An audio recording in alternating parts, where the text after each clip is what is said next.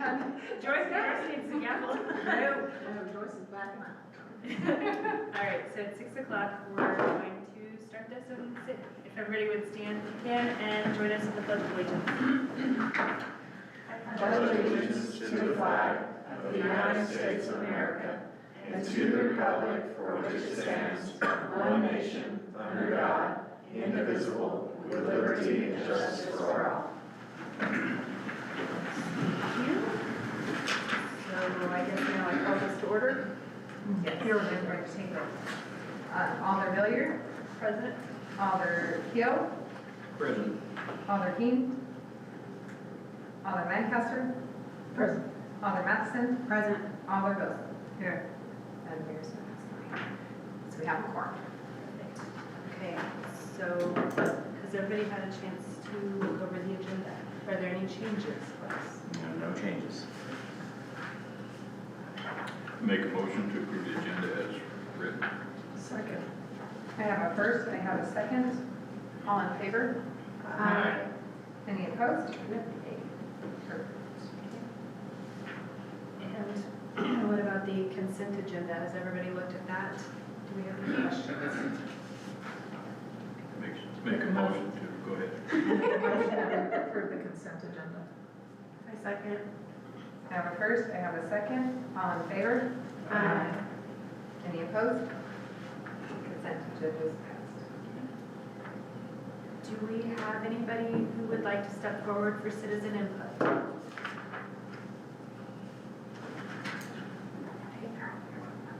So seeing none, we will close that.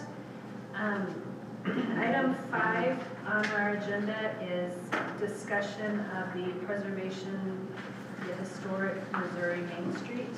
Wes, that's you, right? Yeah, actually, we have a special guest. Angie Miller is joining us. She reached out to the city at a very good time, so I invited her in. Said the board had asked about it, and it was good to connect dots. And with that, you have the floor. Okay, well, thank you for having me here to talk to you. I don't know, I'm not an expert on this topic by any means. First of all, my name is Angie Miller, and I live, if you need it, at 4215 West Farm Road 94. So I'm one of those Springfield residents, but Willard school persons. So my son graduated recently from Willard High School, and I have recently retired from OTC and taken a job through the Community Improvement District on Commercial Street. So I have access to a lot of information that kind of comes through my inbox, and I repeatedly keep seeing information about Main Street, Missouri, and this concept that I sent to you. So I thought I'd throw it out to you for your consideration, and I think a couple of people are going to go to an event that they're sponsoring next month that is a prerequisite thing to participate in before you could go any further with their program. But I thought I could just give a little bit of background on what exactly this is. It's coming, its umbrella group is called Main Street America, and you don't actually have anything, I don't think that I included anything about Main Street America, but that's a part of the National Trust for Historic Preservation. So at the core, this is a group that is in support of preservation of main streets, business districts in the central part of small town America. And what this group can do is to help revitalize those business districts. And so that's their purpose and intent. And it was founded in 1980, so it's been the national group, so it's been around a while. And they have a 4-point approach. And all states that participate in this have to also adopt this 4-point approach. So if Willard would decide to go with Missouri, forward with this, you would hear more about economic vitality, design, promotion, and organization. And so everything they do falls under the category of those 4 points, that approach. The Missouri Main Street Connection is the Missouri arm of this. And the Missouri Main Street Connection is what I sent you some information about. And again, I don't have a lot of details. It may be that you go and attend the first step in participating in this community empowerment grant, which is what I wondered if Willard might want to take an interest in learning more about. The community empowerment grant is an opportunity for a small town that's interested in revitalization efforts with preservation can apply for that. And it's a 2-year service grant. It's not a cash award, and it's a matching grant. So the state or this group, Main Street Missouri Connection, provides 70% of that service total, and then the local entity provides 30%. There's only 10 of these available per year. And when you know more, you may decide you want to move forward, but this year isn't, it's too early. You need to kind of think about this and process it a little bit more before you actually apply.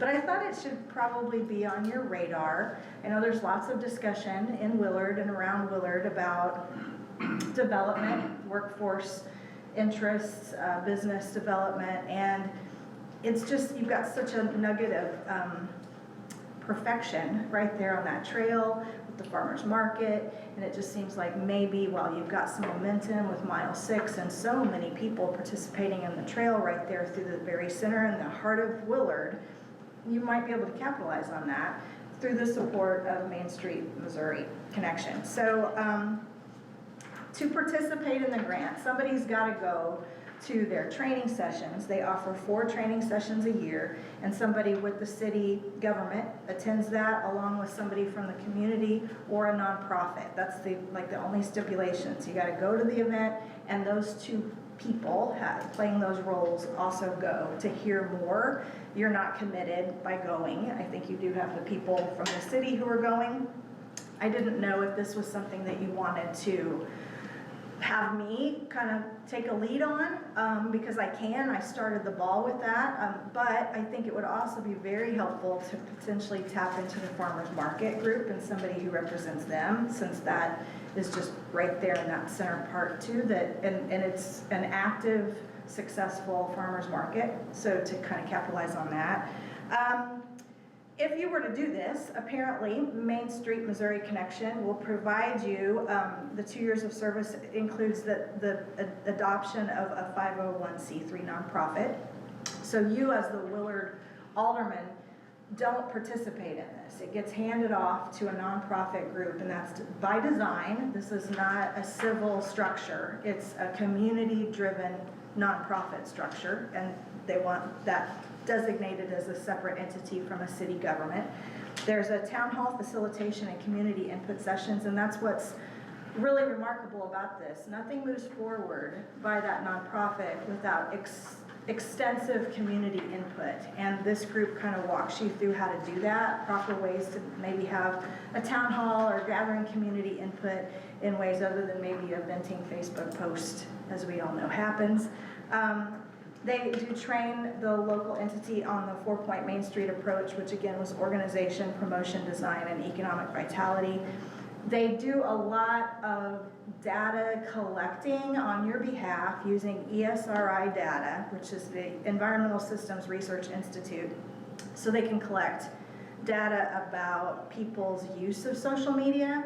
They can use GIS data and determine maybe where people go in Willard on a particular night of the week, or don't go in Willard on a particular night of the week, and so you find a little spot where you could, plug in and develop something on a Sunday afternoon. Maybe there's room to develop something for Sunday afternoons. I don't know, but they will provide that to you.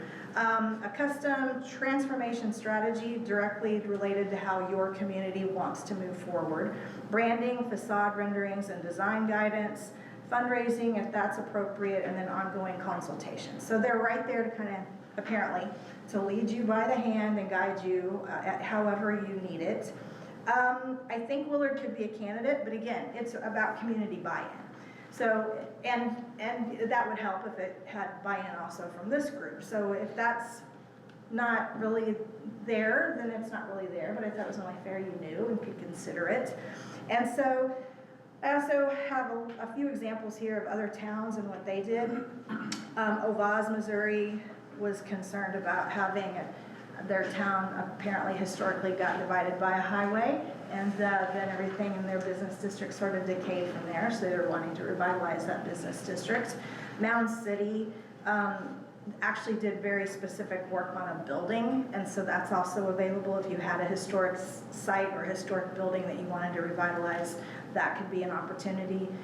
Stanberry did an emphasis with raising money, and they exceeded their goals for raising money from the community. And that went to, I think that was they did a cross-generational program where they had multiple generations, kids and older people doing something in that community. I don't know a lot about it. And then Aurora got their school district involved by having community cleanup days and things like that. So there's no wrong or right way to go about it. Every community is going to be different, and it's going to be driven by that input that comes from your people here. First step. That's the first step. So I don't know if I can answer any questions, but I can make an attempt if you have any. Read through some of it. So it's a 70-30. We provide 30, they provide 70. Yeah. And that's something that would be voted, put on a ballot, city would vote for or no? I don't know. That's a great question, and I don't know the specifics of the funding. Match likely will be done through the budgetary process. So they would come to us most likely and say, hey, we've raised, or we plan to raise X amount for this project. Will you match it? So we would budget it in a future appropriation. So that's the only out-of-pocket cost for the city. Just going to be a match, yeah. It Maintenance sounds like it's going to be program. self-funding its operations, yeah. Any other questions? That's my big question. I'm sure it's yours. What's it That going to was cost one, the city? but, I mean, the way I understood it was like let's just call them the Main Street group. The Main Street group is going to raise the 30%. It's not necessarily a city-funded project. No. What I Right, it's understood that I the read earlier. participants of the group is kind of Yeah. how I took it. So like if they wanted to do $10,000 worth of whatever on Jackson Street, the They would need to Main come up with Street 3. group would come up with 3,000 either through fundraising or bake sales or Mhm. whatever. And then it wouldn't be, it doesn't seem from what I read to come out of the city budget.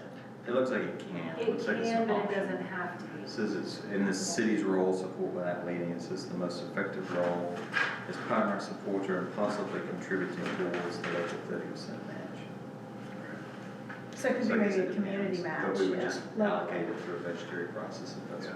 whatever. So maybe if they raised 3,000 and we're like, we'd really like to see it hit Mhm. whatever, we can contribute some some more other- money Yeah. Towards that. to get that raise to get, Before you commit to, yeah. yeah. Mhm. Yeah, that nonprofit designation, that's pretty important and big to have that dealt, because that's a pain to deal with those processes on your own. So that they're handling that, and then you've got your group, and finding the right people in that group that can take the lead and, follow through. And that's not always all that easy. So, but you'll never know if you don't try. And so that's why I was just punting it to you to see if you were interested in trying. We do have, Mike and I will be going to Jeff City. When is that, Mike? June 8th? 10th.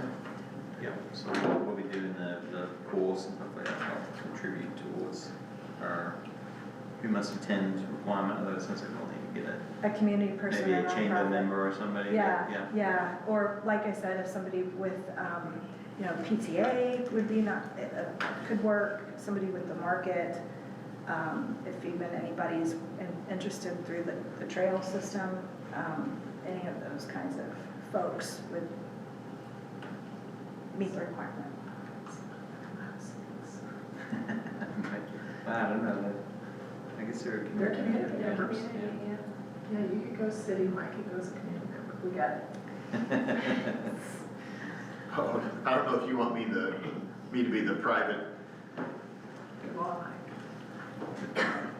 but It I'm is willing to really help. important for that joint effort and commitment by the group, because if you're not getting them committed at the beginning, then I attend meetings where people are complaining, we did all this, and they didn't. And the hand-holding can become too much, and then it just fails instead of it being, a positive. So I guess all we need is a willing community member.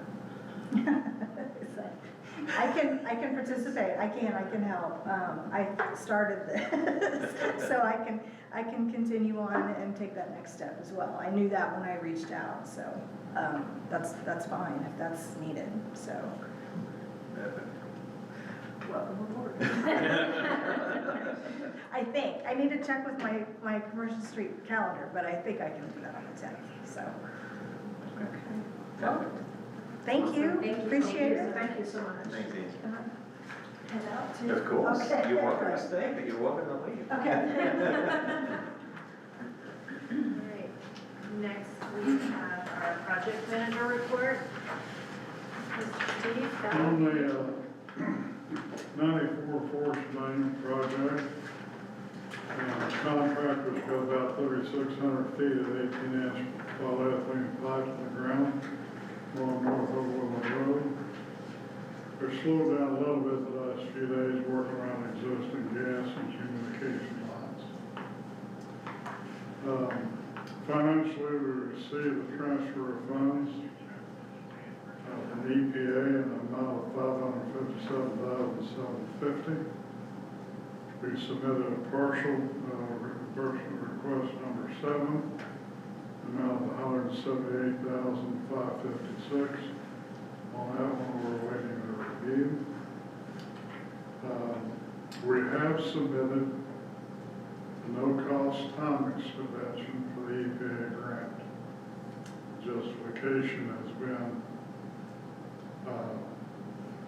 weather, particularly fusing the polyethylene pipe under low temperatures, which you cannot do. Rock pinnacles that we have hit, we can't blast, we have to hammer on that job. And some straights along Old Willard Road with the ditch being fairly close to the roadway. And that slows things down a lot because you can't leave a lot open there for collapse. On the, it's going fairly well, but we need that time extension because our original work plan, or not our work plan, original grant had a June 30 deadline on it. We submitted work plan revisions up through October 26th. But this needs to formalize that extension to get an absolute extension from the EPA. And we're applying for that into 2027. Allow us to get done and close out the project, etc.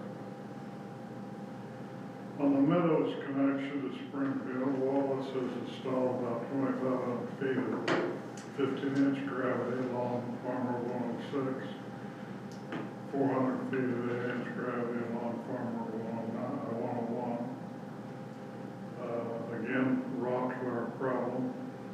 Let's continue to be slow in counting a third rock pinnacle. Although it blasted twice, this one should hammer out. With both projects together, combined financing, we have requested from UNB Bank, the trustee of the COP, for our expenses we incurred prior to the closing of the COP sale on April 15th, in the amount of $443,477 that has been paid. That's reimbursement back to us, cash back in the sewer. We've also been requesting, and it's been paid from that fund, also $719,183 for engineering and construction services. So all the funding mechanisms are working real well. No hang-ups. And so we just need good weather, get pipe in the ground, and less rock. Any questions you may have, I'd be glad to try to answer.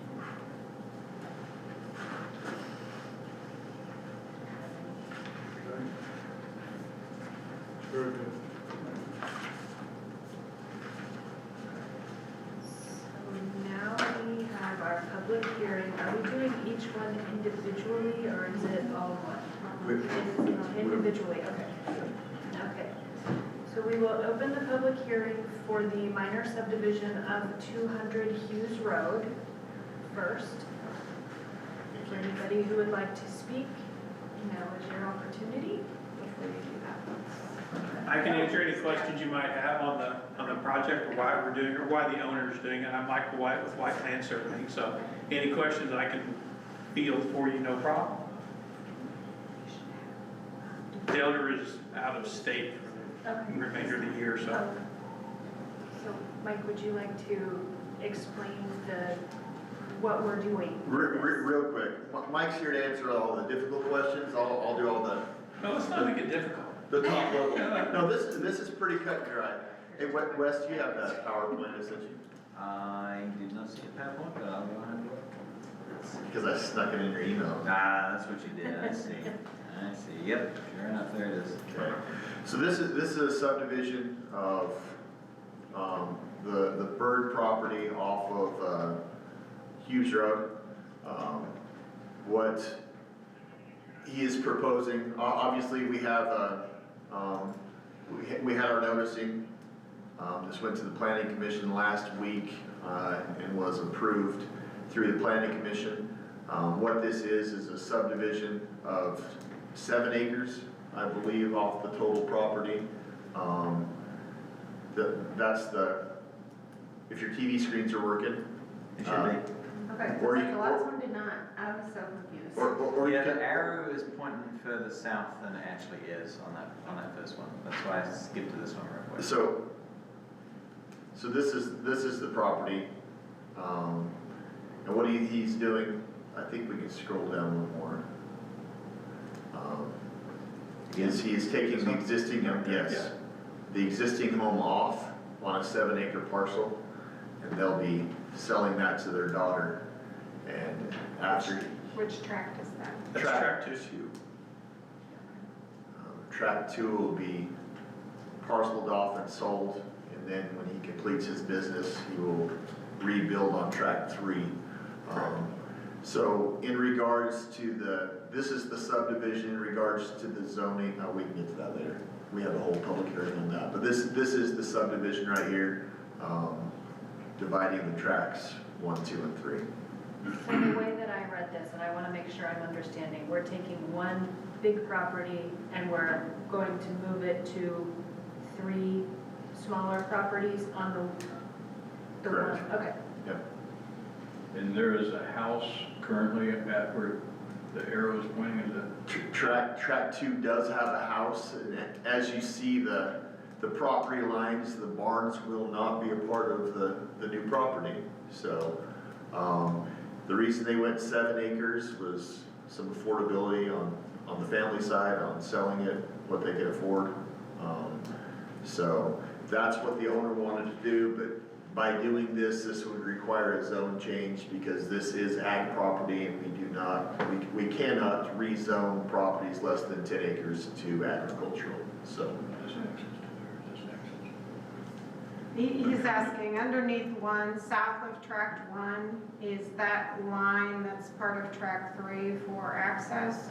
No, that was actually, that dash line you're looking at, is that what you're looking at? No, just that whole No, we're talking section about the little coming off strip. of AB.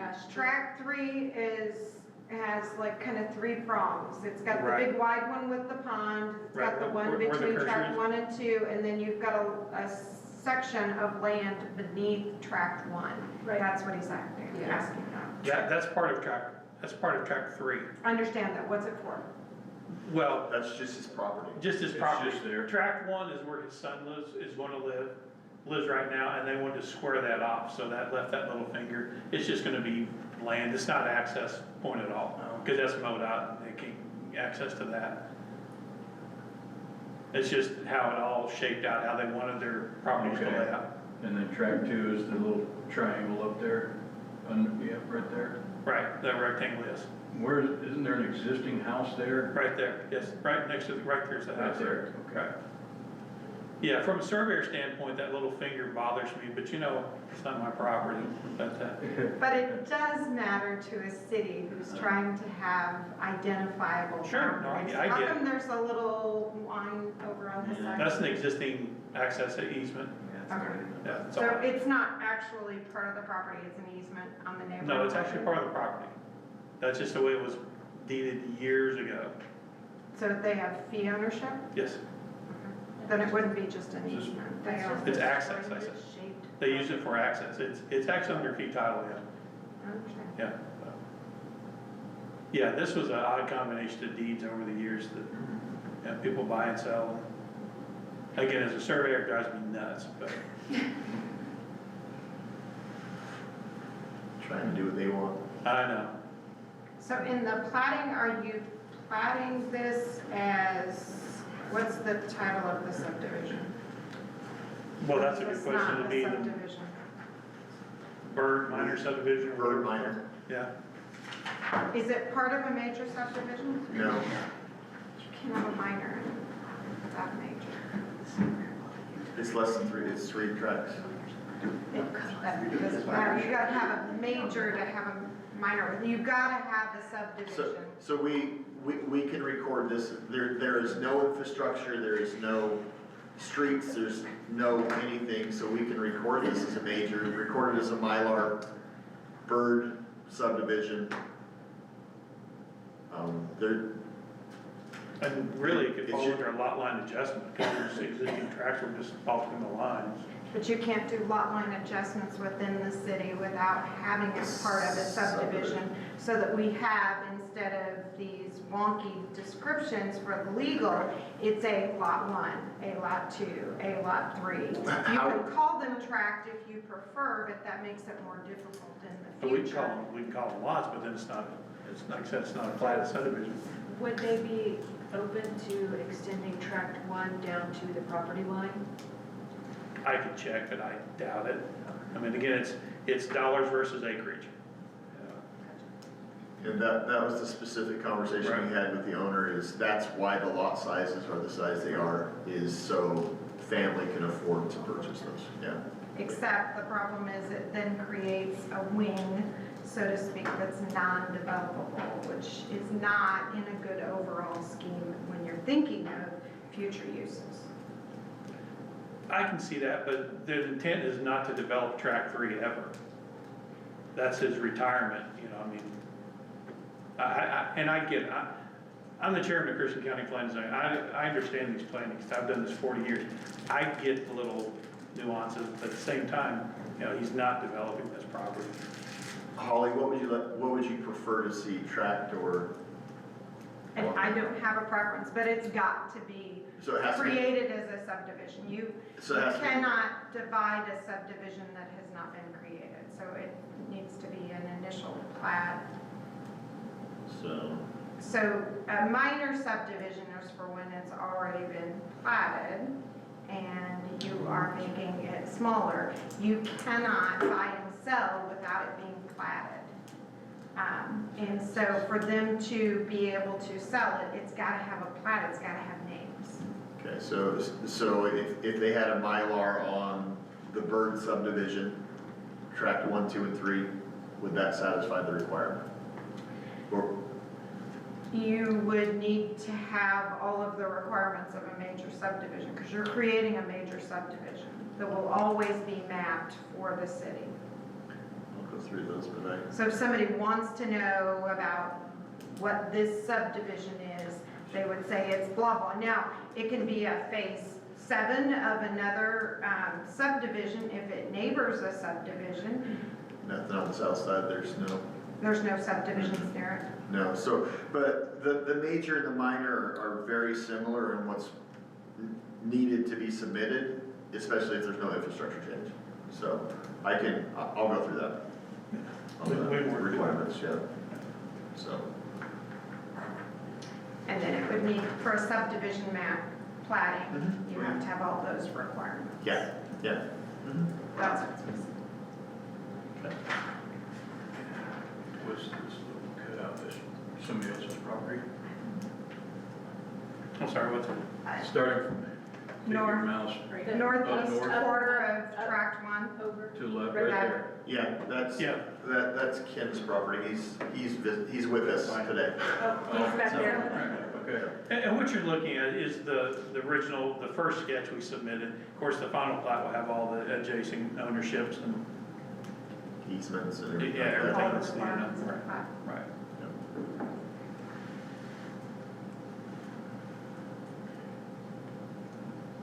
But just to be clear, the city of Willard does not have a minor subdivision ordinance for their properties? You have to have a plat map that meets the requirements of creating a subdivision, and this doesn't do that. If you want to title that a minor subdivision, it can be titled a minor subdivision, but it's got to have all of the requirements for a subdivision. Well, the final one will. Again, this is just the sketch we submitted for first review for, it'll have all the signature, dedications, everything on there. But again, this is a different animal because there's no infrastructure needed, so. I understand that, and Right. so it would show that there's no infrastructure. Exactly. However, it's gotta have a title, it's gotta Right. be, you're creating the such and such. Right, yeah, and Because we you're can, obviously creating a new subdivision. right, we can title it whatever, that's not the issue, but the way I kind of first heard the comment was, we can't do a minor subdivision. I said if you're calling this a minor subdivision, it would not be sufficient if it's not part of a major. Right. Generally, a minor is a small adjustment to a major subdivision. Right.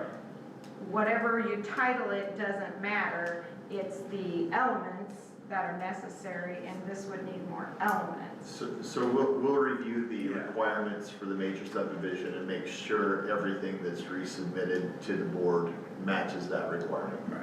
But even if the owner intends to always own it, that still should be something that matters to the city in the Well, whole development of the city. I would argue against that, but I get the city's point too. Again, I know what you're saying, but it's that wobbly, does the owner have more rights with their property than the city? I get it, I really do, but, Platting and creating subdivisions has to do with a long-term plan for the city, and so it makes it substantial when you have small bits and you then have to run a utility through there, or you have to run a road. and I understand and appreciate that. I do, again, like I said, the little fingers bother me, the configuration, but again, I'm just a surveyor.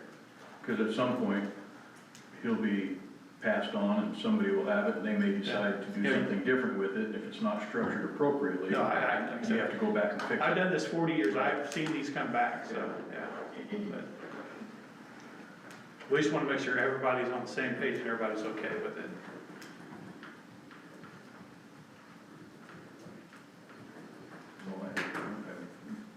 Anything else on the subdivision portion? Yes, sir. My name's Ken Gallo, and I am that little punch-out lot up there, that one right there, yeah. And I'm not having a problem with what they're doing, even though it's completely surrounding me.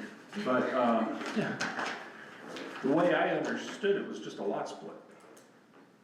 I don't know the difference between a minor subdivision and a lot split, but the one thing I wanted to bring up was I noticed the surveyors were out there today setting new pins, property pins, and they are significantly into the property. So from Hughes Road, we'll take my property right there, and it's significantly, it's somewhere between 11 and 18 feet difference from the current property pins. And I was just wondering, what kind of a road are we putting in there in the future to have that much right of way? Mike, are they just sitting? No, what that is, Mike can address Yeah. the survey. what that is what you're seeing, the existing black dots was an old right-of-way configuration. Now this right-of-way is based on 50-foot, minimum right-of-way. So what you're seeing now are our pins, 25 feet showing just right-of-way on our property.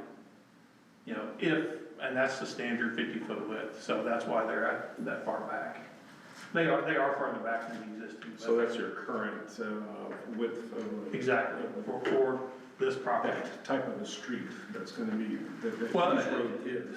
Yes, and there's no improvements going, I know, for that road, but, you know, it's a standard 50-foot width, so back, you know, roads used to be 16 and a half feet wide. Then they went 20, 30, 40, 50, so. Well, the reason why I'm bringing that up is because I have the old historic, I call it historic, Hughes family ranch house, from what I understand, and out front they have these concrete pillars. They're falling apart and disintegrating, and I'm looking at maybe replacing them.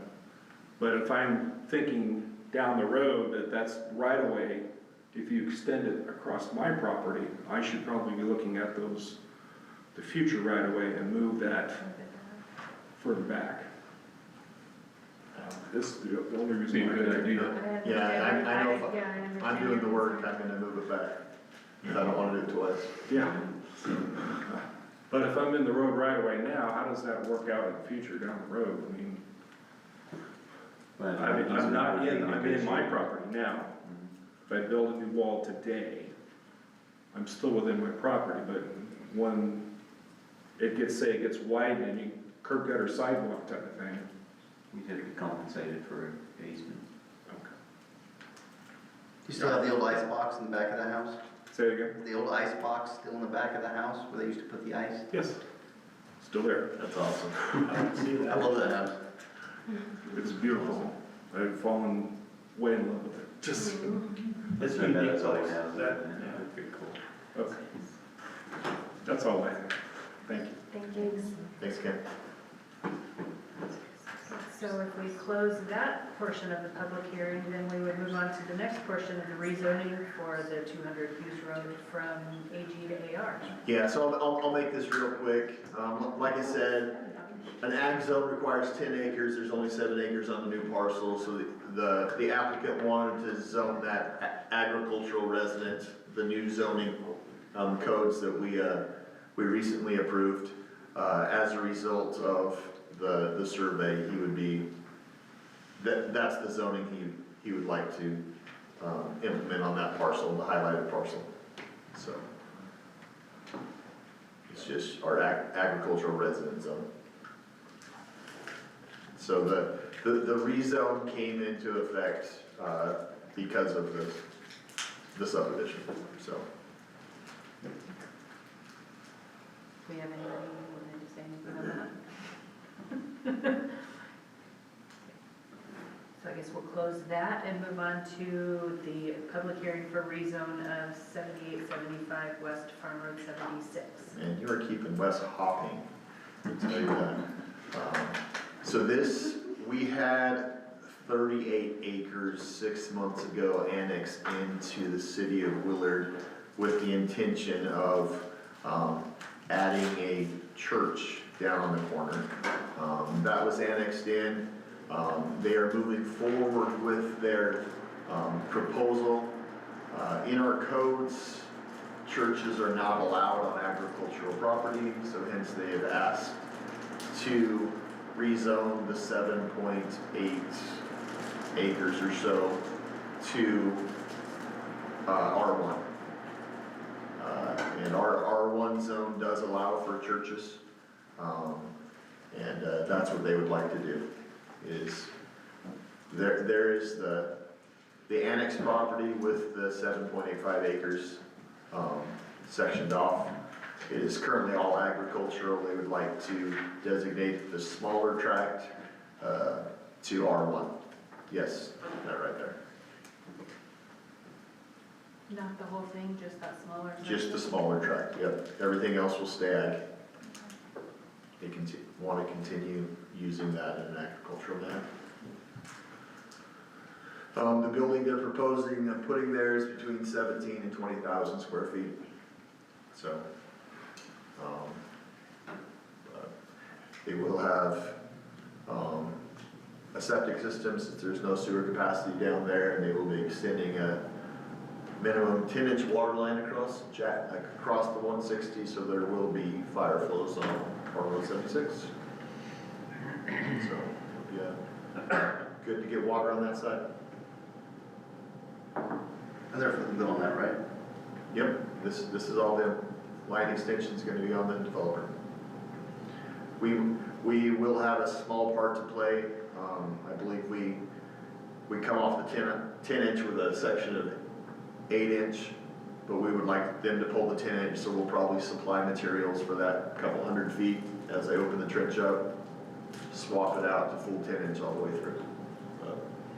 That would probably be the extent of the city's participation in that. This is probably off the subject, but how big of a septic tank would you have to have for a commercial building that big? I've never seen a tank that would handle a building like that. So when you're dealing with assembly, you're dealing with fixed seating. So they have the pews in the chapel or whatever, that's what you're dealing with. You're not dealing with the size of the building per se. And generally churches function 2 days a week.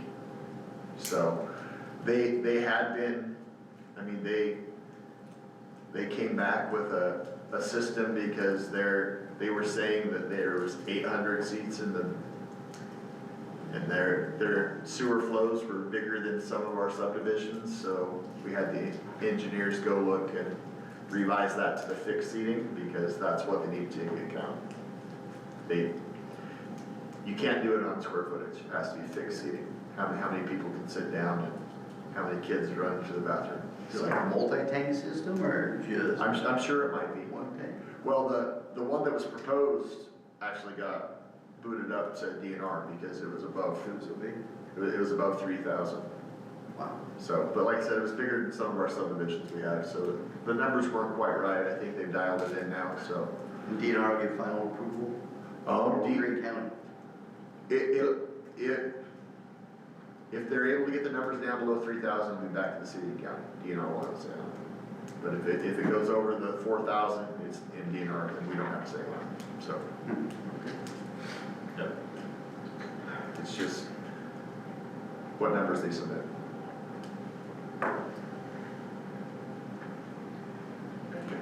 Concerns, questions? Alright, so I guess we will close that portion of the public hearing, and we will now move on to resolutions. Oh wait, there aren't any. Okay, ordinances.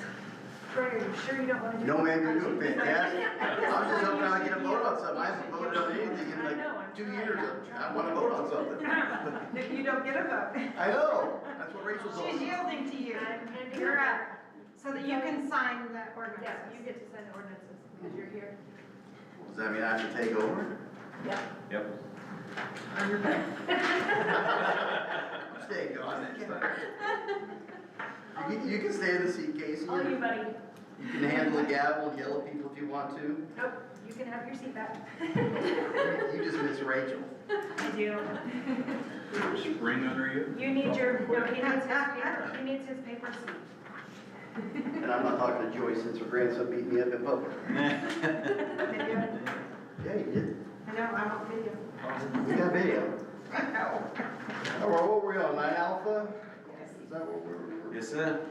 And I forgot this is all of it. Pinch hitter or something? Okay.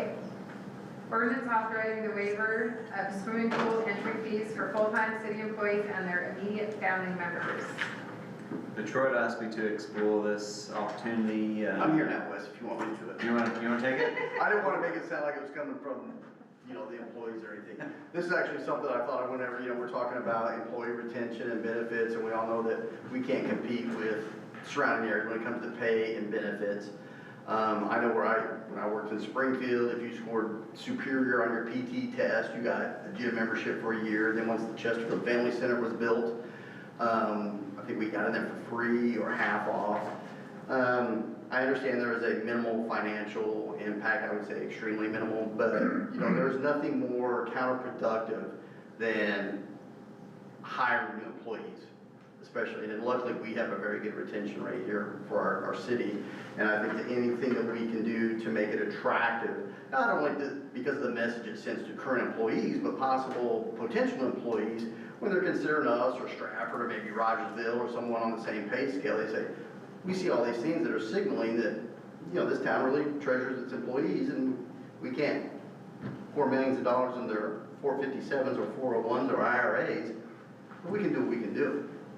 So, That's my pitch. You need a motion? Is that one right? Yes, it is an ordinance. I make a motion that we approve the ordinance as written. I have a first, I have a second. Alder Hilliard? Yes. Alder Hill? Yes. Alder King? Here. Alder Lancaster? Yes. Alder Matheson? Yes. Alder Yes. And if someone so desires, we can do a second. Make a motion to do a second read. ordinance authorizing the waiver of swimming pool entry fees for full-time city employees and their immediate family members. Make a motion to pass the ordinance on its second read. Second. You need a vote on the second read. Oh, She sorry. did the motion for a second read, you need a vote on that. I know you went ahead and read it the second time, but we need. I forgot that first, sorry. Sorry. That's why Alder we have a Hilliard? Yes. Alder Hill? Yes. Alder Lancaster? Yes. Alder Matheson? Yes. Alder Wilson? Yes. And then we have, he said first, okay. Now, Now I have a first and I have a second. Alder Hilliard? Yes. Alder Hill? yes. Alder Lancaster? Yes. Alder Matheson? Yes. And Alder Wilson. The ordinance has passed.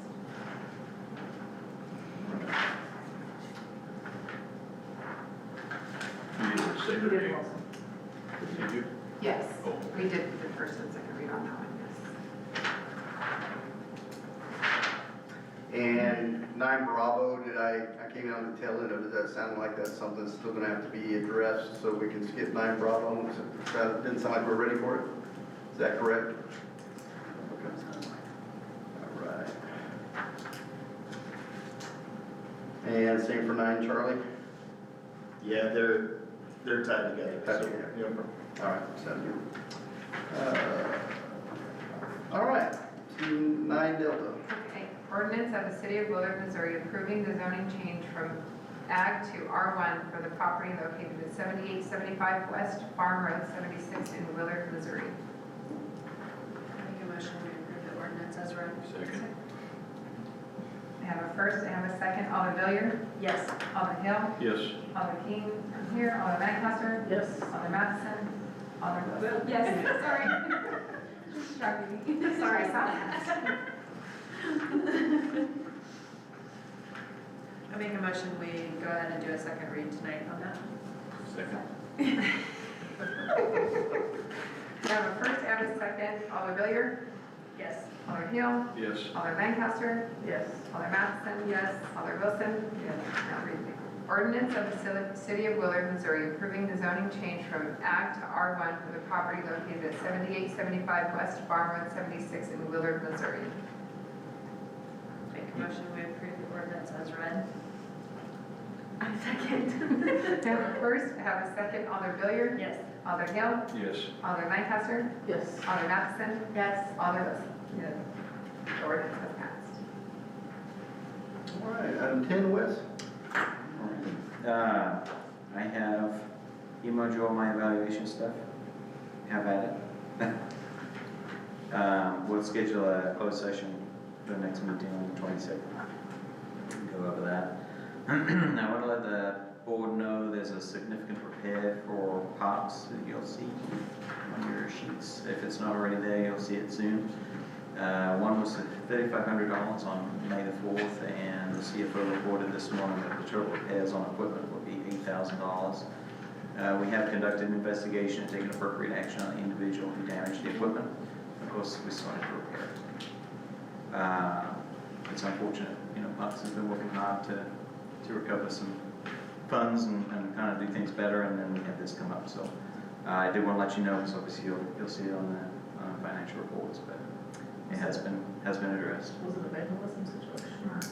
No, I can't really discuss it Okay. openly on the record, but Okay. suffice it to say it has been addressed. Okay. We had some concerns raised also recently by a member of public on internal reporting for FWOP. So I've asked Shannon to take a closer look at the reporting expectations and make sure that the next report does meet what we said we would make it meet. As a reminder, we did just move to the quarterly reporting, and Chief did provide his report, including the December data. we did pass the ordinance in November, so he did provide the full 4 months. It was due at the time of the quarterly report. Well, we'll take a closer look and make sure it's clear and functional, and she's working on that now. My efforts on fancy gadgets have been a little slow lately, but we're working on that, getting that done. Part of what I've been working on as well is preliminary budget review. We've been operating in a surplus on general through the end of April, but it is slowly ratcheting down. So I think our cautionary approach was appropriate. Forecasting does suggest we'll end with a reasonable general surplus at the end of the year, but we'll still stay focused just for a little longer. So June review is obviously a little way off, but I did want to give you kind of an update on that. I have expenses in for utilities and parks at the moment. I have the revenues in, so we'll get a full comparison in time for June. And then sunshine issue, I also want to make you guys aware of an issue with a recent sunshine law request. In preparing the response, staff included fee calculation. It was a hair off.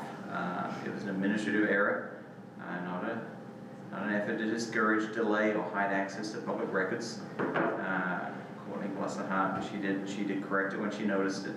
However, we'll say the original request was quite broad, so even adjusted, the fee is a little high.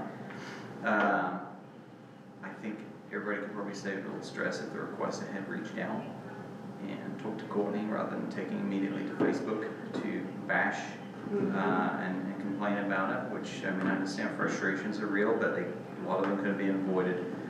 So just a reminder that she's very new, especially for people watching at home. She's working in good faith to properly process everything. Sunshine requests do involve judgment calls, timelines, estimates, and we do our best. But when they're overly broad, obviously if you're asking for 2 years of emails, we can't put ourselves in a place where we guess what the person's requesting. We have to respond to what is requested. So if it's a broad request, we have to look for broad information, which can result in a very big estimate. Of course, mistakes do happen, and they did, and it's our responsibility to correct them, which we did.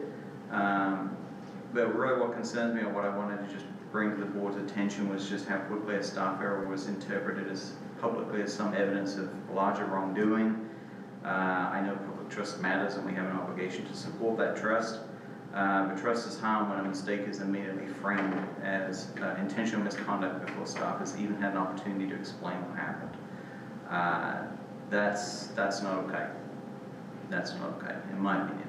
I don't want to paint the whole community with the same brush. I think most of the people we deal with are very reasonable. But it's a recurring pattern, I think, where a small number of voices immediately assume the worst and they amplify it and turn a routine administrative error into a complete disaster. That's not fair. That's not fair to staff who had a horrible week trying to figure out what they did wrong and how to do better. That's not okay. That's absolutely not okay. But on the backside, we'll keep working on our processes. We'll improve, correct mistakes when they occur, and I encourage the community to allow room for error. I mean, we're human too. Just because we're government doesn't mean that we don't make mistakes. We make mistakes. It happens. What matters is what we do when we find them, and I think they need to give us an opportunity to fix it and make it right. With that, there's been a great deal of discussions around transparency, and I just wanted to give you guys a reminder on civic engagement. Transparency, for the most part, yes, there is a part of it where it has a whistleblower component. We look at things to make sure everything is okay. But transparency in government making access to records is intended to inform the civic. It's intended to make the public and the voter understand and learn and be a part of the decision. So, when we think about transparency, the reason we don't throw everything online and have every record just always available every second of every day is it will be overwhelming, and most of the public is not going to help them be informed. So the public does have a responsibility in civic engagement to step up, listen, ask questions, participate. We've got some people in this room tonight listening. That's great. That's what they're supposed to do. And then they can ask us for what they want, and then it makes it much easier to ask Courtney for specifically what they want to be more informed. It does not involve sitting at home watching this on YouTube 3 hours after the fact and opining on Facebook. It involves getting up, participating, learning, voting, and being a part of the process, which I don't think is served in the way it's been doing at the moment. Facebook is not entirely civic engagement. It's an engagement, but it's not productive. So, you know, all those folks, naysayers at home, for right or wrong, they need to show up, and we're going to try to encourage more supportive voices, but there are lots of opinions, and I think where this latest upset has come from is there's some trepidation about growth, which is perfectly normal, acceptable community conversation. And I think if that is something that is now causing our community concern, they should show up, they should participate, and they should discuss that with you guys. And we will encourage them to do that. I've been encouraging people to show up. But as our community survey goes out, as you hear from folks, I would encourage them to take the survey and maybe show up to the subsequent discussions and be part of it as we decide what the community really wants as we go forward, especially as we're kind of all pushing on the assumption that everybody wanted growth. But that's kind of my soapbox moment for the day. And then just a small reminder about the next meeting is May 26th, because of the holiday. And that will be the Economic Development third installment. That's all I have.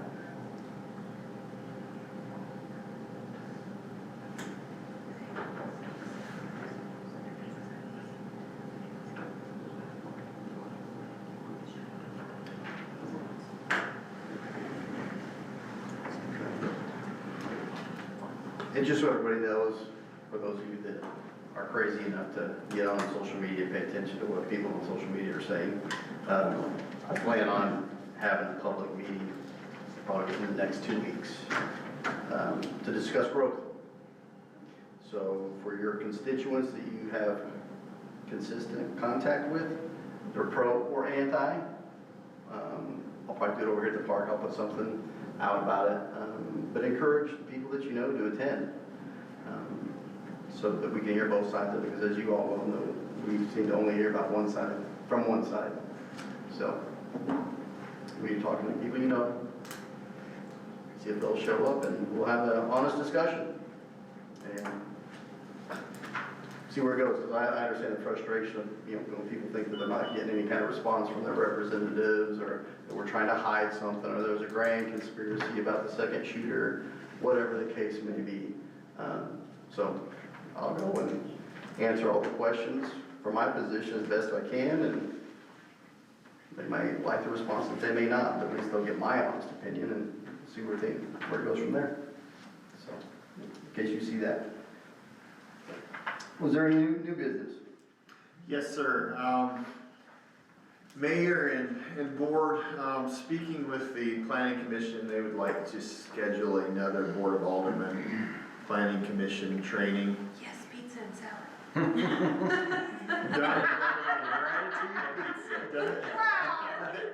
There will be gratitude pizza as desired. I'd just like to see what days work for you all, so we can set something up, probably middle to end of June. Do you have a preferred day? End of June will not work for me, so mid-June will work. Third week in June? Who's doing the training? Oh, I haven't got to that part yet.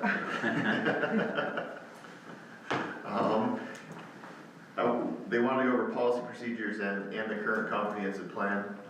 We are looking at possibly doing a comprehensive plan update next year, but I don't know how many of you all actually have seen the comprehensive plan, but that's something we'd like to go over also. So that's what was formally asked to be addressed. Maybe Mike just shoot everybody an email and put forth 2 or 3 dates. Yep, can do. And we'll go with the one that seems to be the most popular. Okay. I can't get emails, so Thanks. text. I get them from my computer. I remembered I can get into my computer, but. Or if you want to text us on Mike, whatever you want to do. Okay, I'll make sure I contact you, even if I have to meet you in the park under the pavilion. You know where we all live anyway, so. Yep, for sure. I'd like to sit on my porch. So that's what we'd like to do, and we're past due on on some training and everything like that, so I think it'd be a good thing. I think it's beneficial because we don't sometimes understand your speak. So, you know, any kind of training we get to discuss acronyms and AGs and Rs and definitions, it's always a good thing. And, you know, I definitely speak the language, it's just not understandable sometimes. It's like talking to someone from the IT world. Michaelish to English translation. Michaelish, you know. That's all I have, thank you. Just a little cooler. Is that all, sir? Yes, sir. Anybody else? Mike, Wes, anybody? Board, all right. 11 Alpha. Is there anything you wanted to expand on, Mike, or Wes? Was that what we just covered? That's what I just covered. All right. Unfinished business. Nope. All right. Dave's not here, so someone's gonna have to take Dave's spot. Item 13. Make a motion that we recess the open session and open the closed session pursuant to RSO section 610.021 subsection 1, subsection 2, real estate and legal. Said it the wrong order. Second. Who said that? First, have a second. Alder Sayer? Yes. Alder Hill? Yes. Alder Lancaster? Yes. Alder Matheson? Yes. Alder Wilson? Yes. Thank you, everyone. Last track meters. Joyce, did you know? I make a motion that we adjourn the meeting. Aye, second it. I second it. All in favor?